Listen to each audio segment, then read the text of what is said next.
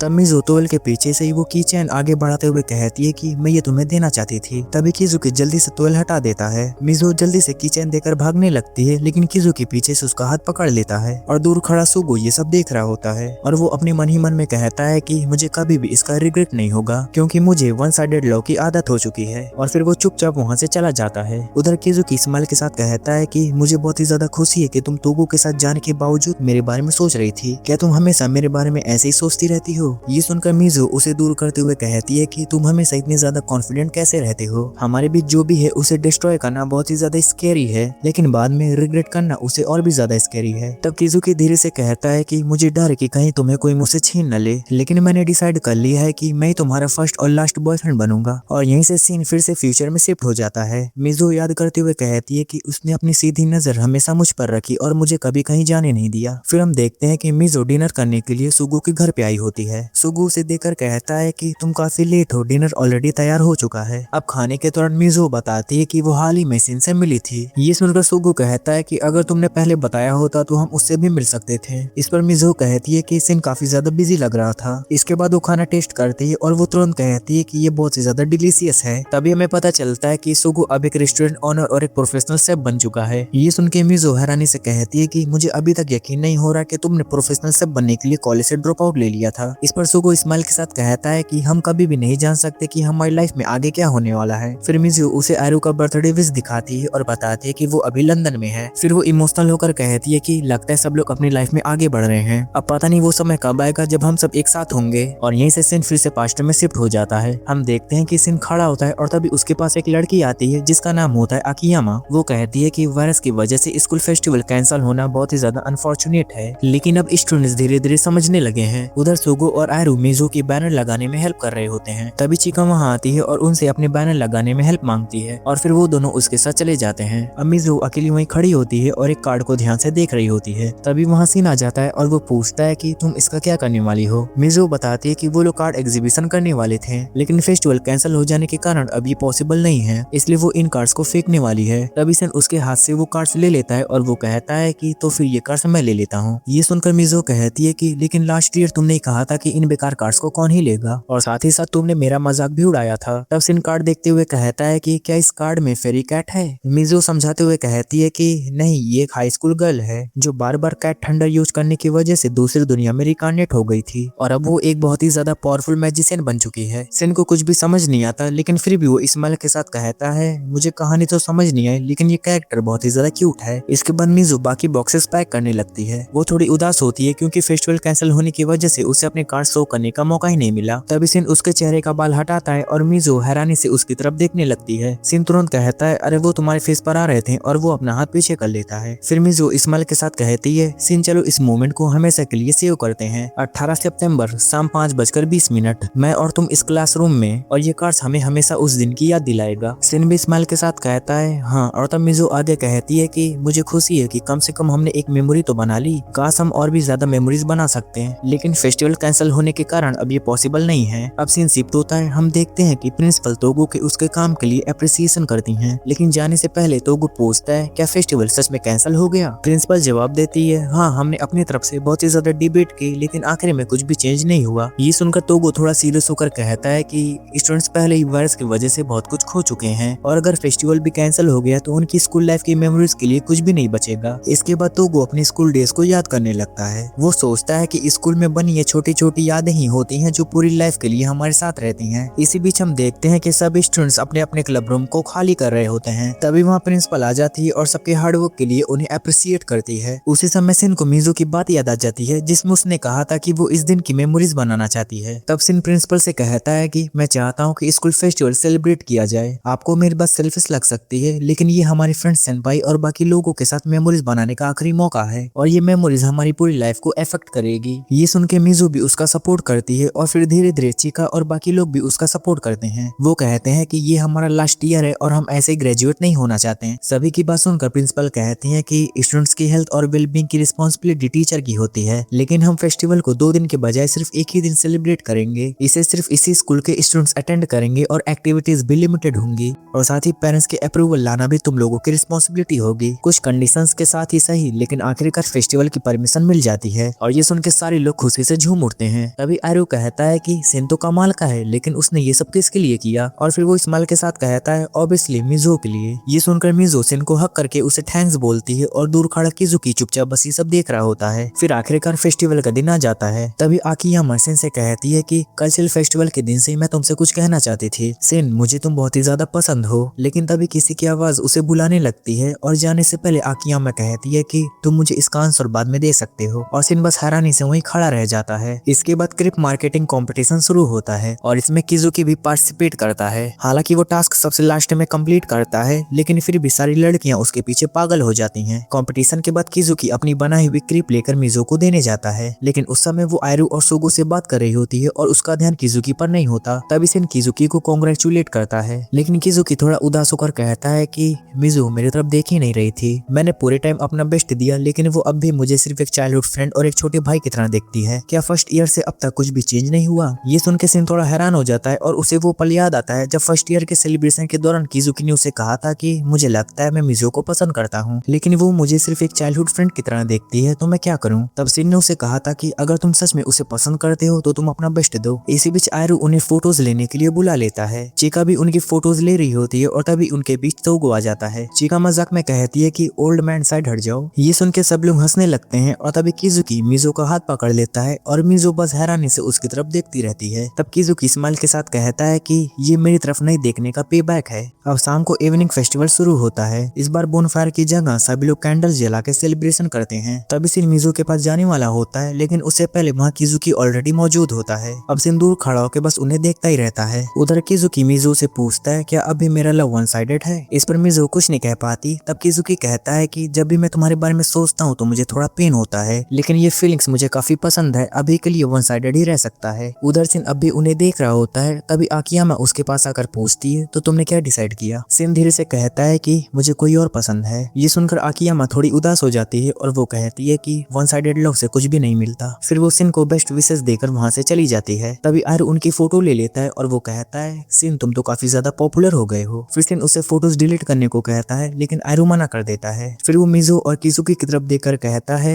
One sided love से आखिर मिलता क्या है? सिर्फ पेन, और इसका कभी एंड भी नहीं होता। ये सुनकर सिन को वो पल याद आता है जब मिजो के बर्थडे पे किजुकी ने विश मांगी थी, मैं तुम्हारा बॉयफ्रेंड बनना चाहता हूँ। और उस समय सिन दूर खड़ा होकर ये सब सुन रहा होता है, और उसने अपने कान बंद कर लिए थे, और वो खुद से कहता है कि तुम इतने ज्यादा सरप्राइज क्यों हो रहे हो? तुमने तो उसे अपना बेस्ट देने के लिए कहा था। उसके बाद सिन अपने मन ही मन में कहता है कि मैं नहीं चाहता कि चीजें हमेशा ऐसी ही रहें। अब नेक्स्ट सीन में हम फ्यूचर का सीन देखते हैं जहाँ पर कावागाची कहती है कि मैं लव और एडोलेंसेस पर स्टोरी नहीं लिख सकती। तब मिजू उससे कहती है कि अभी के लिए मेरे पास बस यही टॉपिक है, तुम बहुत ही ज्यादा टैलेंटेड हो, तुम ये कर सकती हो। लेकिन कावागाची जवाब देती है कि मैंने कभी लव एक्सपीरियंस नहीं किया है। फिर वो मिजू से पूछती है कि आपने कभी इसे एक्सपीरियंस किया है? आपके टाइम पर तो पेंडेमिक था और सारे स्कूल्स के इवेंट्स भी कैंसिल हो गए थे। इस पर मिजू थोड़ा स्माइल करती है और कहती है कि हाँ, उस समय पेंडेमिक था लेकिन मैंने लव और एडोलेंसेस दोनों एक्सपीरियंस किए थे। मेरी टीनेज लाइफ का मुकाबला 2020 से कोई नहीं कर सकता। वो आगे कहती है कि बहुत सारे एडल्ट्स के लिए वो टाइम बहुत ही ज्यादा खराब था लेकिन हमने उसे पूरी तरह एंजॉय किया था। शायद तुम्हें अभी अपने एडोलेंसेस का रियलाइजेशन नहीं है, इसलिए तुम्हें लव और एडोलेंसेस पर स्टोरी लिखनी चाहिए। ये सुनकर कावागाची वहां से चली जाती है लेकिन वो रास्ते में भी मिजू की बातों के बारे में सोच रही होती है। दूसरी तरफ मिजू काफी दुखी हो जाती है क्योंकि उसे लगता है कि कावागाची उसकी बातों को समझ नहीं पाई। तभी उसे किजुकी की बात याद आ जाती है कि वो हमेशा उसे मोटिवेट किया करता था। ये याद करके मिजू रोने लगती है और कहती है कि किजुकी आकर मेरे आंसू पोंछ दो। इसके बाद कहानी फिर से पास्ट में शिफ्ट हो जाता है जहाँ पर सभी लोग कैंपिंग ट्रिप पर जा रहे होते हैं। तब तोगो कहता है कि मेरे लिए फेयरवेल कैंपिंग ट्रिप प्लान करने के लिए थैंक्स, लेकिन सोगो कहता है कि ये सिर्फ तुम्हारे लिए नहीं है। उधर से मिजू के पास बैठने जा रहा होता है लेकिन तभी किजुकी जाकर उसके पास बैठ जाता है। ये देखकर आयरू सिन से मजाक में कहता है कि किजुकी ने बड़ी आसानी से तुम्हारी जगह ले ली, तुम्हें थोड़ा और ज्यादा एफर्ट करना चाहिए। फिर सिन आयरू के पास वाली सीट पर बैठ जाता है और सभी लोग मजे करते हुए अपने डेस्टिनेशन की तरफ निकल पड़ते हैं। जब वो लोग अपने कैंप डेस्टिनेशन पर पहुंच जाते हैं तो सब लोग बहुत ही ज्यादा एक्साइटेड होते हैं। तभी तोगो पूछता है क्या मुझे पर्सनल रूम मिलेगा, लेकिन सिन और सुगो कहते हैं कि नहीं, तुम हमारे पास ही सो रहे हो, हम पहले ही सभी टास्क और रूम्स असाइन कर चुके हैं और तुम्हें भी रूल्स फॉलो करने होंगे। फिर वो उसे अपने साथ ले जाते हैं। कुछ टाइम बाद सब लोग अपने अपने टास्क में लग जाते हैं। उधर मिजू और किजुकी पानी में मजे कर रहे होते हैं लेकिन किजुकी नोटिस करता है कि मिजू का ध्यान कहीं और है। तब मिजू कहती है कि सिन थोड़ा उदास लग रहा है, उसे भी हमारे ग्रुप में ज्वाइन करना चाहिए था। यहाँ हमें पता चलता है कि सबको अलग अलग टास्क के लिए अलग अलग ग्रुप में रखा गया था और किजुकी और मिजू एक ही ग्रुप में थे। तभी किजुकी अचानक मिजू पर पानी फेंकने लगता है और वो कहता है कि मैं यहाँ हूँ, बस यही मैटर करता है। इससे मिजू पूरी तरह भीग जाती है। भीगने की वजह से उसका टॉप ट्रांसपेरेंट हो जाता है और वो अनकंफर्टेबल होकर दूसरी तरफ मुड़ जाती है। तब किजुकी तुरंत अपना टी शर्ट उतारकर मिजू को दे देता है ताकि वो खुद को ढक सके। इसके बाद दोनों को सामान कलेक्ट करने के लिए वापस आ जाते हैं। उधर सिन उन्हें देख के थोड़ा उदास हो जाता है। तब आयरू से कहता है कि देखो, मिजू ने किजुकी का शर्ट पहना हुआ है, आखिर वो दोनों क्या कर रहे थे। फिर वो मजाक में कहता है कि रोमांस में स्ट्रेटेजी भी जरूरी होती है, तुमने उन्हें एक ही ग्रुप में क्यों रखा, तुम्हें थोड़ा सेल्फिश बनने की जरूरत है। तभी किजुकी और मिजू वहां आ जाते हैं और मिजू किजुकी से कहती है कि तुम वेजिटेबल्स धो दो और वो खुद किसी दूसरे काम के लिए चली जाती है। तब सिन भी उसकी मदद के लिए उसके पीछे चला जाता है। ये देखकर आयरू स्माइल के साथ कहता है कि गुड लक सिन। फिर मिजू अपने लिए ब्लैंकेट लेने जाती है और सिन उसकी मदद करता है। उसी समय मिजू को तोगो का मैसेज आता है कि मेरे लिए भी एक एक्स्ट्रा ब्लैंकेट ले आना। फिर मिजू ब्लैंकेट निकालने लगती है। तभी ऊपर रखा हुआ एक बॉक्स उसके ऊपर गिरने वाला होता है लेकिन सिन समय रहते उसे बचा लेता है। इस वजह से दोनों काफी क्लोज आ जाते हैं। तब मिजू सिन से पूछती है तुम्हें कहीं लगी तो नहीं, और फिर वो उसका सिर चेक करने लगती है। उसी समय सिन को आयरू की बात याद आ जाती है और वो अचानक मिजू का हाथ पकड़ लेता है। लेकिन तभी एक लड़का आकर उन्हें डिस्टर्ब कर देता है और वो पूछता है क्या तुम दोनों ठीक हो। मिजू हाँ कह देती है और यहाँ सिन के हाथ से एक और मौका निकल जाता है। इसके बाद सभी लोग खूब मस्ती करते हैं और धीरे धीरे रात हो जाती है। फिर सब लोग डिनर के लिए बैठते हैं और खाना बहुत ही ज्यादा टेस्टी बना होता है जो सुगो ने बनाया था। तब मिजू कहती है कि सुगो तुम्हें अपने डैड का रेस्टोरेंट ज्वाइन करना चाहिए, लेकिन सुगो मना करते हुए कहता है कि खाना बनाना बहुत हार्ड वर्क है, मैं बस कॉलेज कंप्लीट करके एक बेसिक जॉब लेना चाहता हूँ, मेरे पास तुम्हारे और किजुकी की तरह कोई बिग गोल नहीं है। ये सुनकर चिका कहती है कि मैं भी इसे रिलेट कर सकती हूँ, मेरे पास कोई टैलेंट नहीं है इसलिए मुझे अपनी फ्यूचर ड्रीम्स भी नहीं पता। ये सब सुन के तोगो बस स्माइल करता है। तब चिका उससे कहती है कि मेरी बातों को ऐसे मत सुनिए तोगो सेंपाई, आप टीचर क्यों बनना चाहते हैं। इस पर तोगो कहता है कि मैं स्टूडेंट्स के ब्राइट फ्यूचर के लिए एजुकेशन वर्ल्ड में बदलाव लाना चाहता हूँ। ये सुन के सभी थोड़े हैरान हो जाते हैं लेकिन सुगो तुरंत बोल पड़ता है कि ये बिल्कुल झूठ बोल रहा है, इसे बस लॉन्ग समर ब्रेक्स चाहिए। फिर तोगो सिन से पूछता है तुम इतनी ज्यादा पढ़ाई करते हो तो तुम क्या बनना चाहते हो। ये सुनकर सिन को मिजू के डैड से हुई बात याद आ जाती है जहाँ उसने पूछा था अगर मैं फ्यूचर में डॉक्टर बन जाऊँ तो क्या मैं मिजू को प्रपोज कर सकता हूँ, लेकिन प्रेजेंट में सिन कुछ भी नहीं बोलता।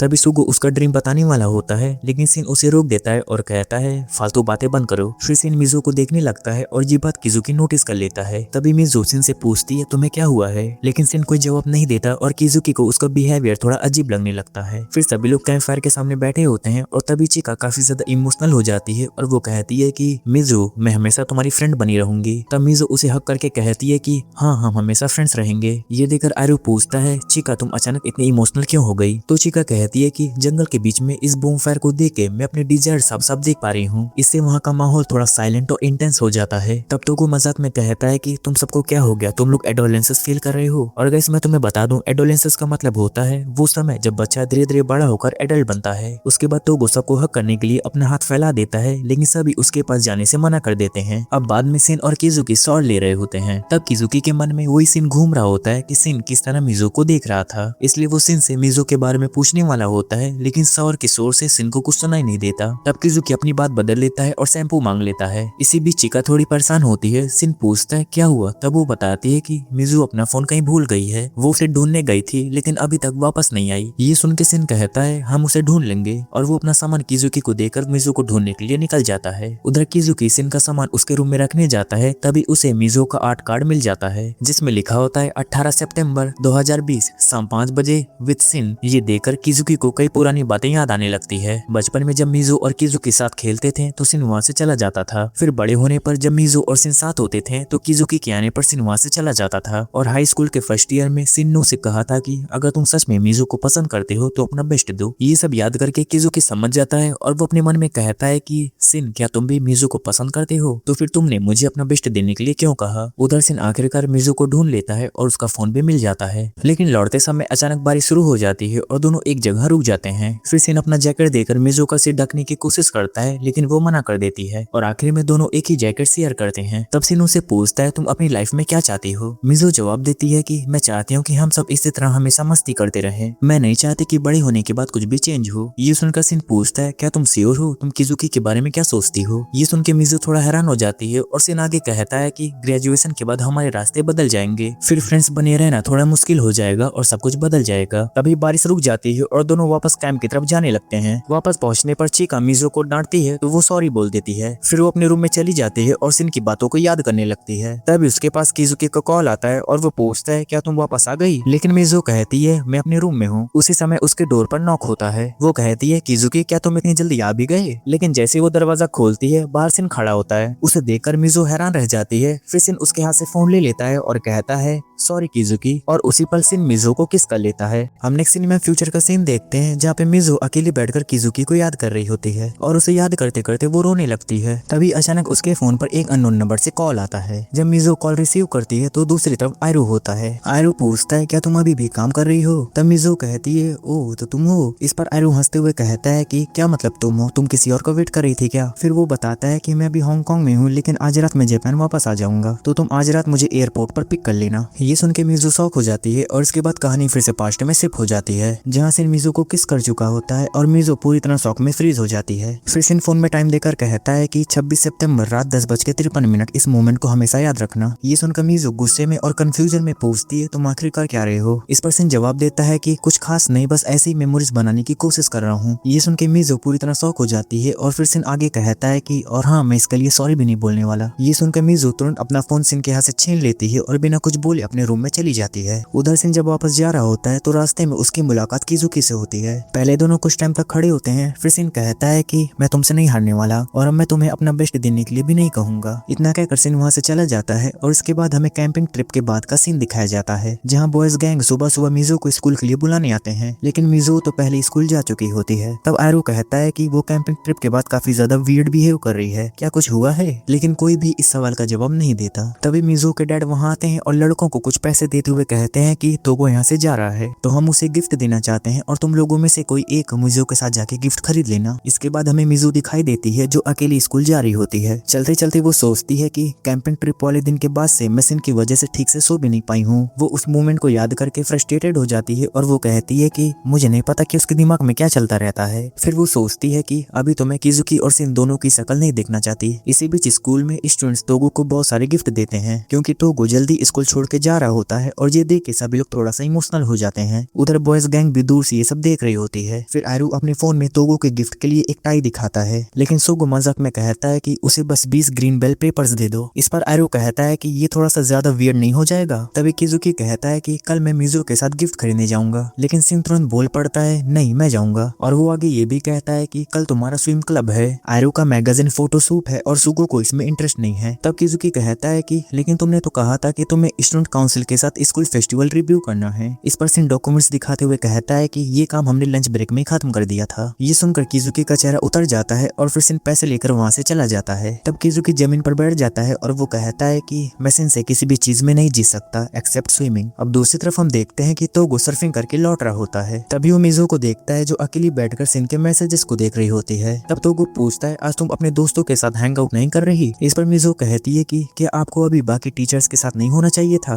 तब तोगो जवाब देता है कि मैं तो बस अपना लास्ट स्विम फिनिश कर रहा था। अब अगले सीन में दोनों एक कैफे में बैठे होते हैं और तभी वहाँ की सर्वर तोगो से कहती है कि तुम्हारे टीचर असिस्टेंट बनने के बारे में मैंने कुछ नहीं सुना, तुमने मुझे बताया क्यों नहीं कि तुम यहाँ पर हो? वो आगे कहती है कि हरुदो भी तुम्हें कांटेक्ट न करने की शिकायत कर रहा था। इस पर तोगो कहता है कि मैं कुछ टाइम बाद उसे कांटेक्ट कर लूंगा। फिर तोगो मिजो से कहता है कि ये मेरी चाइल्डहुड फ्रेंड है और मिजो को वो लड़की काफी ज्यादा क्यूट लगती है। मिजो अपना ड्रिंक पी रही होती है तभी उसे सिन का मैसेज आता है। मैसेज में लिखा होता है कि मुझे अवॉइड करना बंद करो। तभी तोगो अचानक कहता है कि तुम यही सोच रही हो ना कि मैं प्यार नहीं करना चाहती, बस मैं फ्रेंड्स बन के रहना चाहती हूँ। ये सुनकर मिजो शॉक हो जाती है। तब तोगो कहता है कि ये सब तुम्हारे फेस पर लिखा हुआ है। फिर वो अपनी स्कूल लाइफ की एक कहानी बताता है। वो कहता है कि मैं भी एक समय बिल्कुल तुम्हारी तरह था। स्कूल में मुझे एक लड़की पसंद थी लेकिन मेरा दोस्त भी उसे पसंद करता था। मैं बार बार बहाने बनाता रहा और कभी भी अपनी फीलिंग्स कॉन्फेस नहीं कर पाया। उसे भूलने के लिए मैंने दूसरी गर्ल्स को भी डेट किया लेकिन उसे भी कोई फायदा नहीं हुआ। फिर वो कहता है कि उसे कॉन्फेस न करने का रिग्रेट मुझे आज भी है, इसलिए अपने दिल की सुनो और आगे बढ़ो। इतना कहकर तोगो दूर से बास्केट थ्रो कर देता है जिससे वहाँ मौजूद सभी लोग काफी इंप्रेस हो जाते हैं। फिर वो आगे कहता है कि अगर तुम्हें ये सब काफी ज्यादा हैवी लग रहा है तो तुम अपने पहले क्रश के पास वापस आ सकती हो। इस पर मिजो कहती है कि ये कभी नहीं होगा। उसी समय तोगो अपने चाइल्डहुड फ्रेंड को देखता है और उसे अपनी स्कूल डेज की याद आ जाती है। इसका मतलब वही लड़की उसकी क्रश थी।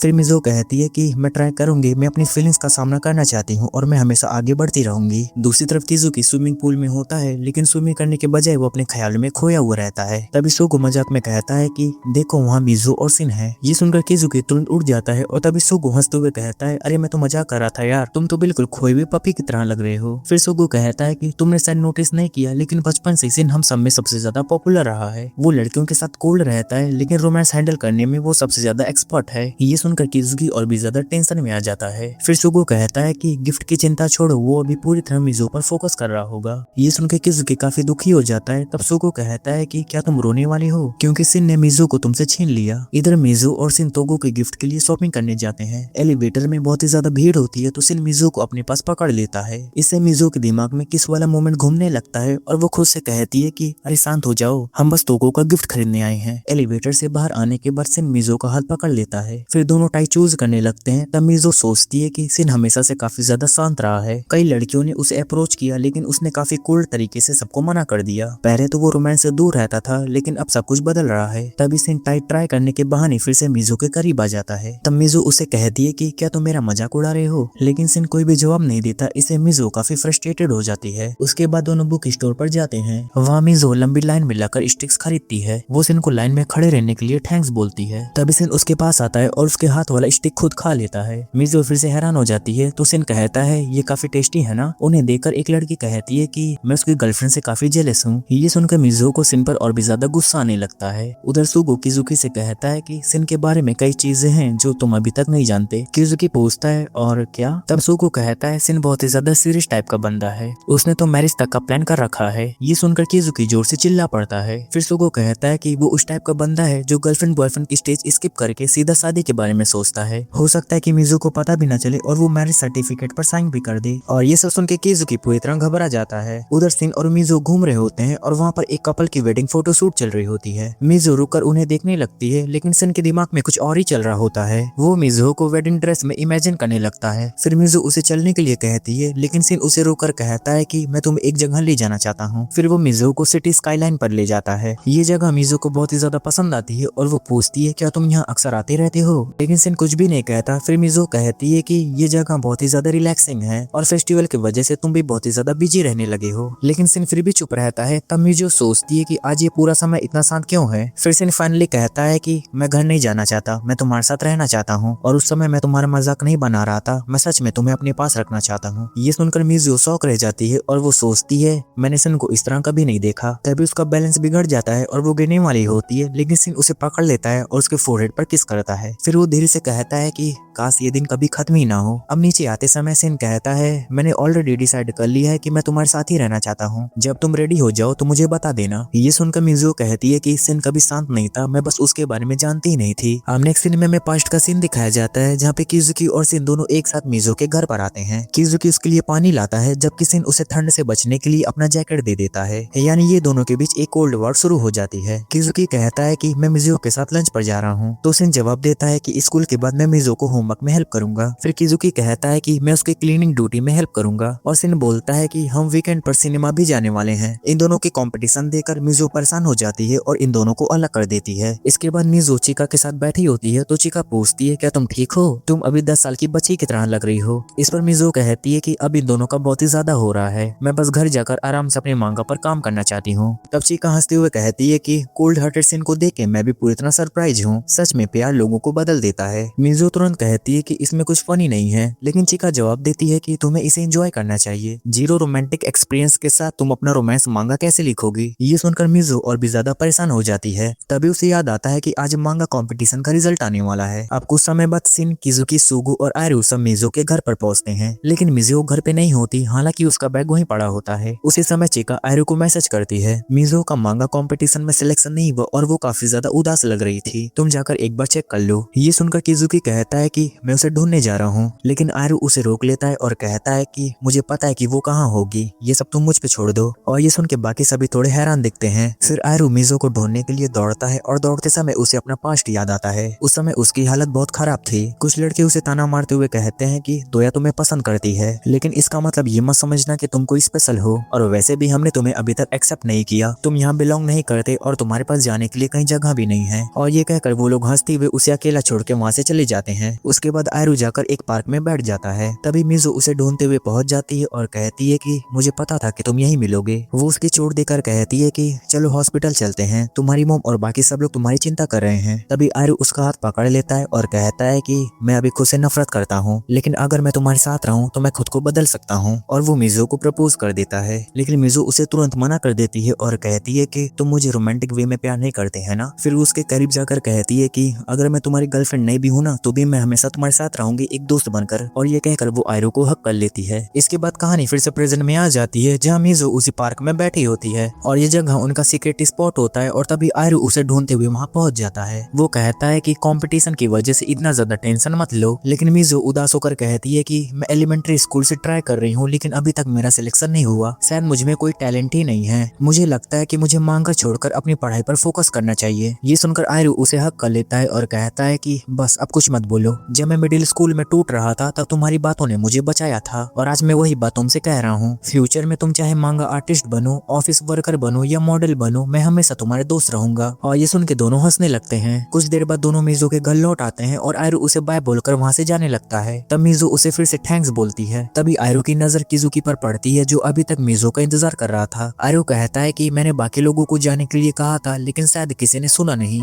फिर वो वहाँ से चला जाता है, लेकिन जाते जाते वो दूर से मिजुओ और किजुकी को देखता है और वो सोचता है कि यही वो जगह है जहाँ से मैं बिलोंग करता हूँ और ये दोनों मेरे लिए सबसे इम्पोर्टेंट लोग हैं। इसके बाद मिजुओ किजुकी से पूछती है तुम यहाँ पर क्या कर रहे हो? किजुकी जवाब देता है मैं बस तुम्हें देखना चाहता था। और फिर वो मिजुओ को अपनी एलिमेंट्री स्कूल की नोटबुक देता है। उस नोटबुक में मिजुओ ने उसके लिए एक मांगा ड्रॉ किया था। किजुकी स्माइल के साथ कहता है कि ये मेरे लिए एक ट्रेजर है, मुझे वही मिजुओ पसंद है जो मेहनत करती है और अपने ड्रीम को चेज करती है। फिर वो पूछता है तुम मांगा ड्रॉ करना छोड़ रही हो है ना? और ये सुनते ही मिजुओ की आंखों में आंसू आ जाते हैं। वो नीचे बैठ जाती है और वो रोते हुए कहती है कि अगर तुम ऐसी बातें करोगे तो मेरे लिए गिव अप करना और भी ज्यादा मुश्किल हो जाएगा। और वो जोर जोर से रोने लगती है। तब किजुकी उसकी आंसू को पोंछते हुए कहता है कि तुम्हें गिव अप नहीं करना है, बस मेहनत करती रहो, और अगर कभी ये तुम्हारे लिए बहुत हार्ड हो जाए और अगर तुम रोना चाहो तो मैं हमेशा तुम्हारी आंसू पोंछ दूंगा। अब अगले दिन जब किजुकी मिजुओ के घर जाता है तो वो देखता है कि वहाँ बाकी दोस्त भी मौजूद होते हैं और मिजुओ फिर से अपने मांगा पर काम करना शुरू कर देती है। वो इस्माइल के साथ कहती है कि नेक्स्ट टाइम मेरा सिलेक्शन पक्का हो जाएगा। इसके बाद कहानी फिर से फ्यूचर में शिफ्ट हो जाती है, जहाँ आयरू की प्लेन टेक ऑफ करती है और जब वो वापस आता है तो एयरपोर्ट लॉबी में उसे लगता है कि उसने किसी को देखा। उधर मिजुओ अपने फोन में कावागाची के चैट देख रही होती है, जिसने 3 दिनों से कुछ रिप्लाई नहीं किया होता, जिस वजह से वो थोड़ी सैड लग रही होती है। तभी वहाँ आयरू आ जाता है और मजाक में कहता है कि आज भी तुम्हारा मेकअप थोड़ा आउटडेटेड लग रहा है। फिर मिजुओ उसके हेयर को देखकर पूछती है तो आयरू हंसकर कहता है कि पिंक और पर्पल ये कॉम्बिनेशन काफी ज्यादा कूल लग रहा है ना? फिर मिजुओ कहती है कि मुझे नहीं लगा था कि तुम समर ब्रेक में वापस आओगे। इसके बाद आयरू उसे गिफ्ट देता है जो कि एक लिपस्टिक होता है। फिर वो उसे ध्यान से देखकर कहता है कि तुम बहुत ज्यादा खुश नहीं दिख रही हो। तो मिजुओ कहती है कि ऐसी कोई बात नहीं है। तब आयरू कहता है कि चलो कुछ खाने चलते हैं, मुझे जापानीज फूड की बहुत याद आ रही है। फिर दोनों साथ में रेस्टोरेंट में खाना खाते हैं और आयरू को खाना बहुत ही ज्यादा पसंद आता है। तभी मिजुओ कहती है कि आयरू तुम बहुत कूल हो, तुमने अब्रॉड जाकर स्टडी करने का सपना देखा और तुमने उसे पूरा भी कर लिया। तो आयरू कहता है कि ये कुछ खास नहीं है, मैं बस मेकअप और फैशन के बारे में बेसिक स्टडी करना चाहता था। फिर वो मिजो से पूछता है तुम्हारी एडिटिंग कैसी चल रही है। इस पर मिजो अपने पुराने दिनों को याद करके कहती है कि कुछ खास नहीं, मैं तुमसे जेलस हूँ। तब आयरू हंसते हुए कहता है कि तुम सच में काफी हार्ड वर्किंग हो। मांगा कंपटीशन के पहले तुम्हारे बाल भी मिस हो गए थे और तुम्हारे कपड़ों में रिंकल्स पड़ गए थे और वो सच में काफी ज्यादा हॉरिबल था। और ये सुन के मिजो उसे चुप रहने के लिए कहती है और तभी मिजो को कावागाची का कॉल आता है और वो कॉल रिसीव करने के लिए बाहर चली जाती है। कावागाची कहती है कि हाई स्कूल के फर्स्ट ईयर में मैंने एक लड़के के अगेंस्ट हाई स्कोर किया था। अब जब मैं इसके बारे में सोचती हूँ तो शायद मुझे लगता है कि मैं उसे पसंद करती थी और इसी इंस्पिरेशन से मैं अपनी नेक्स्ट सीरीज लिखने वाली हूँ और उसकी स्टोरी मैंने आपको ईमेल कर दी है। ये सुनकर मिजो तुरंत अपना टैबलेट निकालती है और बाहर जाकर उस स्टोरी को पढ़ने लगती है और फिर आयरू भी उसके पास आ जाता है और मिजो को वो स्टोरी काफी अच्छी लगती है और वो खुशी खुशी कावागाची की काफी तारीफ करने लगती है। लेकिन कावागाची बीच में कहती है कि आप सच में एनोइंग हैं। फिर वो आगे कहती है कि जैसे कि मेरी स्टोरी की थीम है और मैं लव और एडोलेंसेस पर मांगा लिखने वाली हूँ, मैं बस आपको बताना चाहती थी कि मैंने भी एडोलेंसेस फील किया है। और इतना कहकर वो कॉल कट कर देती है और ये सुन के मिजो की आंखों से खुशी के आंसू आ जाते हैं। इसके बाद सीन फिर से शिफ्ट होता है जहाँ पर एक आदमी की चेन उठाकर किसी को देता है और वो कहता है कि तुमने फिर से इसे गिरा दिया और वो आदमी उसे थैंक्स बोलता है और वो और कोई नहीं बल्कि किजुकी होता है। फिर वो दूसरा आदमी कहता है कि हमारा बिजनेस ट्रिप रैप अप हो गया है, क्या तुम डिनर करना चाहोगे? लेकिन किजुकी बिना कुछ बोले वहाँ से जाने लगता है। तब वो आदमी बोलता है कि क्या तुमने अपनी गर्लफ्रेंड से मिलने का प्रॉमिस किया है? तो किजुकी जवाब देता है कि नहीं, मैंने किसी से कोई भी प्रॉमिस नहीं किया है। और गाइस इसी मोमेंट के साथ इस एनिमे का सीजन 1 यहीं पर एंड हो जाता है। तो इस पूरी कहानी में हमने देखा कि कैसे मिजो अपने ड्रीम्स को लेकर बहुत ही ज्यादा स्ट्रगल करती है, कैसे किजुकी, शिन, आयरू, सुगो और तोगो उसके लाइफ का हिस्सा बनते हैं और कैसे लव, फ्रेंडशिप और एडोलेंस इन सब की जिंदगी बदल देता है। किसी के दिल में छुपा हुआ प्यार है, किसी के पास अधूरी फीलिंग्स है और कोई अपने ड्रीम्स को पकड़कर आगे बढ़ रहा है। लेकिन कहानी अभी खत्म नहीं हुई है क्योंकि ऑफिशियली सीजन 2 कंफर्म हो गया है, जहां हमें इन कैरेक्टर्स की स्टोरी और भी आगे बढ़ती हुई देखने को मिलेगी। अब असली सवाल ये है कि क्या मिजो एक सक्सेसफुल मांगा राइटर बन पाएगी और क्या सुगो अपने दिल की बात कभी कह भी पाएगा और शिन की फीलिंग्स आखिर किस दिशा में जाएंगे, और इन सब सवालों का जवाब हमें सीजन 2 में मिलेगा। और अगर तुमको ये एनिमे एक्सप्लेनेशन पसंद आई हो तो वीडियो को लाइक और चैनल को सब्सक्राइब जरूर करना और कमेंट में जाके ये भी बताना कि तुम्हें ये एनिमे कैसा लगा। तो मिलते हैं अगली वीडियो में एक और नई एनिमे स्टोरी के साथ।